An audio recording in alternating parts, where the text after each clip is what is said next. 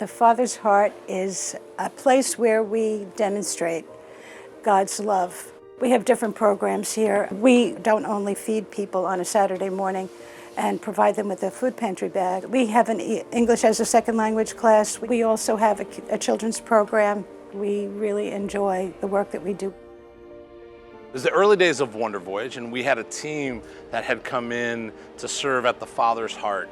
We had 30 kids, so we were really excited because we knew we could get a lot done.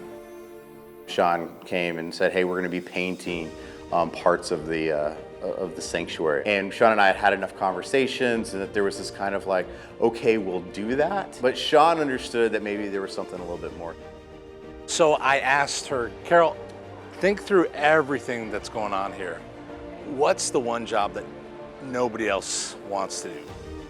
When you said, give us the job that no one else wants to do, we were pretty surprised. And we did have a very difficult job to do. We have this building that belongs to the church. Over the years, the roof began to leak. He leads me down there to what's not a room, it's a swamp. There was just black water standing about 8 inches deep.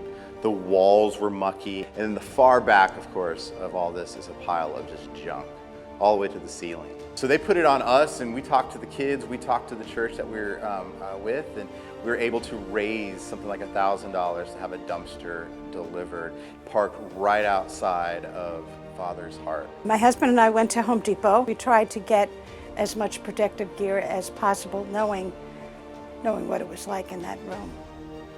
Every piece you pick up is not only just trash that's been sitting there for years, it's trash that's been sitting in dirty, greasy water for years.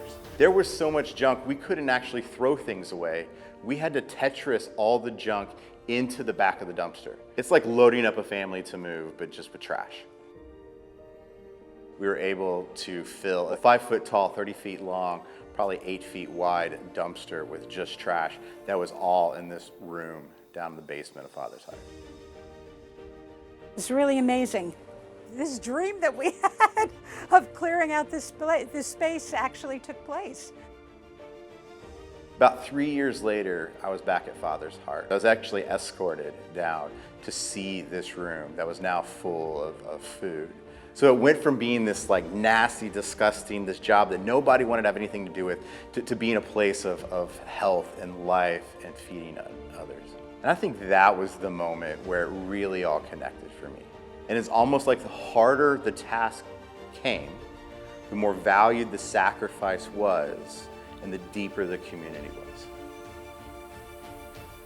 I know a lot of groups want to come in and do something that they've already thought through, but if you're not here on the ground and you don't know what's going on and what really interferes with the flow of work, you really need people to be willing to do anything.